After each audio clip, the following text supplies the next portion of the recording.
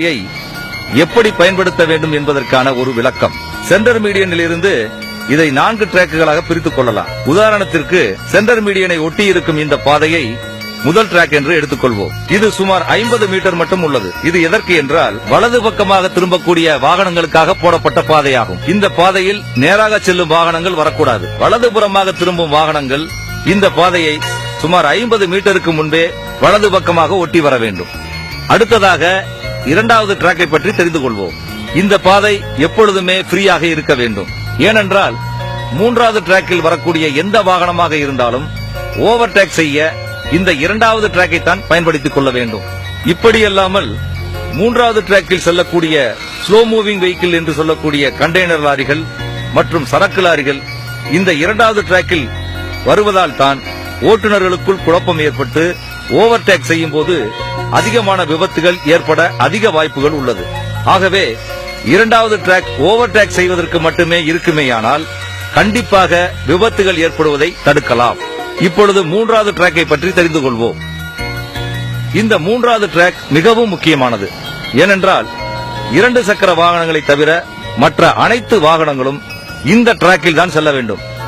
Overtake செய்ய மட்டுமே இரண்டாவது டிராக்கை பயன்படுத்திக் கொள்ள வேண்டும். அவ்வாறு ஓவர்டேக் செய்த பிறகு மீண்டும் இந்த மூன்றாவது டிராக்குக்கு வந்துவிட வேண்டும். அடுத்தது 4வது டிராக்கை பற்றி தெரிந்து கொள்வோம். இது சுமார் 5 அடி மட்டுமே அகலம் கொண்ட பாதையாகும். இதில் 2 சக்கர வாகனங்கள் மற்றும் மிதிவண்டிகள் செல்ல வேண்டும்.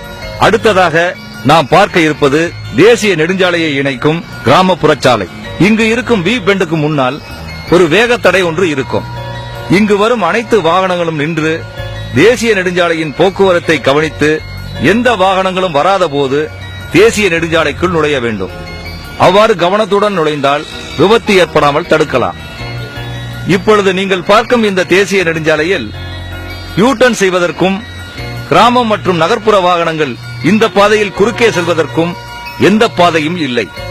இப்படிப்பட்ட இடங்களில் எந்தெந்த வாகனங்கள் எந்த டிராக்கில் செல்ல வேண்டும் என்பதை இப்பொழுது நாம் பார்ப்போம். சென்டர் மீடியனை ஒட்டியுள்ள இந்த பாதையை முதல் டிராக் என்று வைத்துக் கொள்வோம். இந்த பாதை எப்பொழுதும் ஃப்ரீயாக இருக்க வேண்டும்.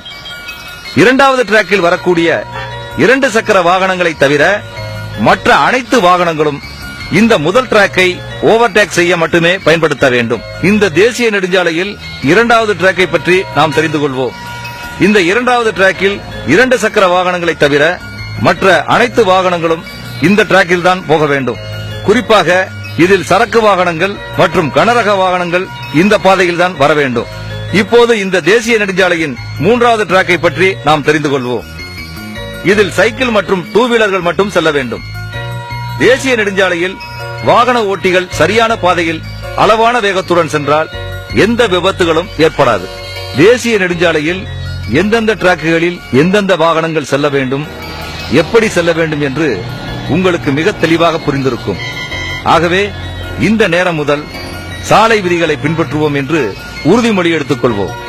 சாலை விதிகளை மதிப்போம். சாலை விதிகளை மதிப்போம். சாலை விபத்தினை தடுப்போம். சாலை விபத்தினை தடுப்போம். சாலை விதிகளை மதிப்போம். சாலை விதிகளை மதிப்போம். சாலை விபத்தினை தடுப்போம். சாலை விபத்தினை தடுப்போம்.